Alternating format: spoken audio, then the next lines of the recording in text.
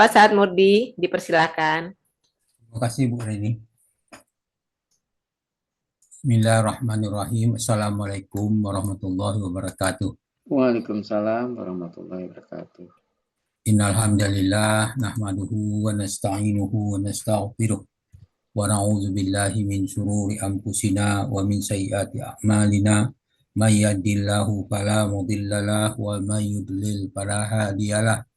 Asyhadu an la ilaha illallah wahdahu la syarika lah wa asyhadu anna Muhammadan abduhu wa rasuluh. Allahumma shalli wa sallim wa barik ala Muhammad wa ala alihi wa sahbihi wa man tabi'ahum bi ihsan ila yaumiddin. Qala Allah ta'ala a'udzu billahi minasy syaithanir rajim. Ya ayyuhalladzina amanu taqullaha haqqa tuqatih wa la tamutunna illa wa antum muslimun. Ya ayyuhan nasu ittaqu rabbakumul ladzi khalaqakum min nafsin wahidah wa khalaqa minha zawjaha wa bassa minhuma rijalan katsiran wa nisaa'a wattaqullaha allazi tasaaluna bihi wal arham innallaha kana 'alaikum raqiba. Ya ayyuhallazina amanu taqullaha wa qulu qawlan sadida yuslih lakum a'malakum wa yaghfir lakum dzunubakum wa may yuti'illah wa rasulahu faqad faza fawzan azima. Amma ba'du fa inna asqal hadis kitabullah wa hadi hadi Muhammadin sallallahu alaihi wasallam wa syarrul umuri muhdatsatuha wa kullu muhdatsatin bid'ah wa kullu bid'atin dhalalah wa kullu dhalalatin finnar. Alhamdulillah, para sahabat Al-Quran, marilah kita bersyukur kepada Allah Subhanahu wa Ta'ala atas nikmat iman, nikmat Islam, nikmat ihsan, nikmat kesehatan dan kesempatan, dan banyak lagi nikmat lainnya. Alhamdulillah, pagi ini kita diberi kesempatan dan kesehatan sehingga kita dapat hadir di Zoom Al-Asani dalam rangka mempelajari ayat-ayat Quran, mentadabburinya dan menguraikannya secara gramatika. Pagi ini kita membahas surah Ghafir ayat 68 di bawah bimbingan Buya Rizal didampingi oleh Ibu Suryana Agustin dan telah diskusikan bersama Pak Hadril. Dan kita lanjutkan pembacaan tadabbur ayat ini. A'udzu billahi minasyaitonir rajim.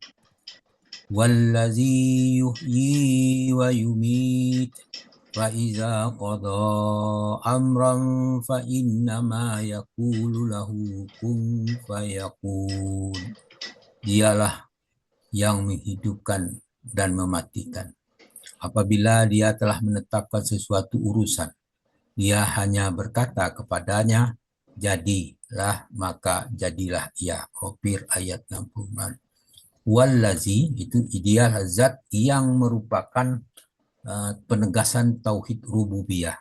Kata huwa atau dia berfungsi sebagai dhamir fasil atau kata ganti dependen, memberikan makna bahwa tidak ada selain dia yang memiliki sifat agung berikut segala kekuasaan hakiki dan milik Allah lah, bukan makhluk, sebab atau sistem apapun.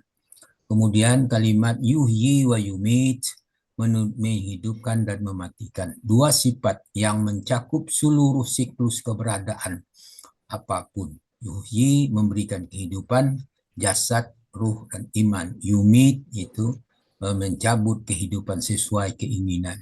Hidup bukan sekedar biologi atau mati bukan sekadar akhir. Keduanya berada dalam genggaman Allah, bukan kebetulan atau murni sebab alam. Kemudian fa'iza qada amrum, apabila dia telah menetapkan sesuatu urusan, itu menunjukkan bahwa qada menunjukkan keputusan akhir, ketetapan yang pasti terjadi. Ketika Allah telah memutuskan, tidak ada penundaan, pembatalan atau perlawanan sedikit pun dari makhluk. Fa innama yaqulu lahu, maka sesungguhnya dia hanya mengatakan kepadanya. Kemudian kata innama itu ada pembatasan, menunjukkan kalau Allah berkehendak sangat mudah, tanpa alat, tanpa proses. Apa yang mustahil bagi manusia tidak sulit bagi Allah. Kun fayakun, jadilah maka jadilah dia. Itu simbol kekuasaan absolut. Allah bukan itulah simbol kekuasaan absolut Allah, bukan dialog, bukan proses bertahap. Cukup satu kehendak ilahi, penciptaan Adam, kebangkitan setelah mati, terkabulnya doa, semuanya terjadi dengan prinsip kun fayakun. Kemudian ayat-ayat terkait dengan ayat ini Allah berfirman dalam surah Ibrahim, surah Al-Baqarah ayat 258 al-ayat, qala Ibrahimu rabbiyallazi yuhyi wa yumiit. Dia berkata, Ibrahim mengatakan, Tuhanku telah menghidupkan dan mematikan, al-ayat.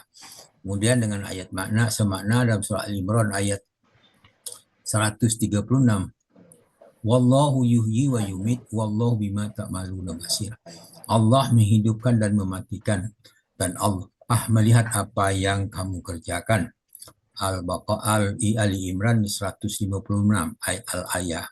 Kemudian dalam surah Haji di situ dikatakan wallazi wa huwallazi ahyakum summa yumitukum summa yuhyikum.